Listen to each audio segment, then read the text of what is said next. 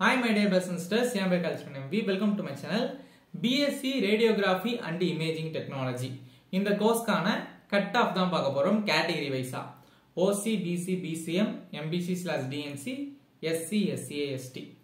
Colleges பொறுத்தவரையும் உங்களுக்கு 14 colleges வரும். அது counseling time அப்போ உங்களுக்கு ஒரு 10 to 14 colleges இருக்கும் maximum. Counseling time அப்போ சில காலேஜ் ஆட் பண்ணுவாங்க, சில காலேஜ் ஆட் பண்ண மாட்டாங்க. அதனால approximately உங்களுக்கு ஒரு 14 colleges, 10 plus colleges for BSc Radiography and Imaging Technology. Seats பொறுத்தவரையும் அதே மாதிரி approximately ஒரு 300 seats கன்ஃபார்மா இருக்கும். உங்களுக்கு கன்ஃபார்ம் சீட்ஸ்னு சொல்லக்கூடிய ஒரு 280 plus கன்ஃபார்மா 280 plus சீட்ஸ் மேல இருக்கும்.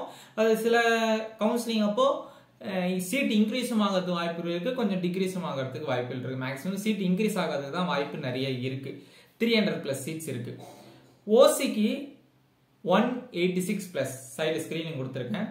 பிசிக்கு 182, BCMக்கு 181, MBC/DNCக்கு 183, SCக்கு 179.5, SCAக்கு 176.5, STக்கு 176. இது previous yearக்கான கட் ஆஃப்.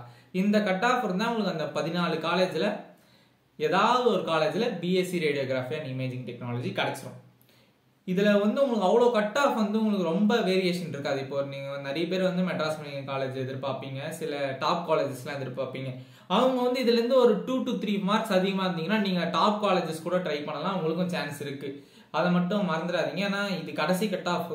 டாப் காலேஜுக்கு இன்னும் அதிகமா வேணும்னா ஒரு 180 இருக்குன்னு வச்சுக்கோங்களேன், 183 இருக்குன்னா ஒரு 187, 186 இருந்தாலே உங்களுக்கு டாப் காலேஜஸ் கிடைக்கிறதுக்கு வாய்ப்புகள் நிறையவே இருக்கு. அதனால சாய்ஸ் ஃபில்லிங்ன்றது ரொம்ப ரொம்ப முக்கியம். அதே மாதிரி BSc radiotherapy and imaging technology choice filling பண்ணும்போது எல்லா காலேஜஸுமே போடுங்க, எந்த காலேஜையும் விட்டுறாதீங்க. இந்த கட் ஆஃப்ல இருந்து ஒரு 2 to 3 மார்க்ஸ் அதிகமா இருந்தா ரொம்ப சான்ஸ் அதிகம், 2 to 3 மார்க்ஸ் கம்மியா இருந்தா உங்களுக்கும் வாய்ப்பு இருக்கு.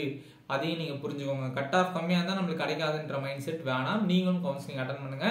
அடுத்து உங்களுக்கு ஏதாவது ஒரு கோர்ஸ்க்கான கட் ஆஃப் வேணும்னா கமெண்ட் பாக்ஸ்ல கமெண்ட் பண்ணுங்க.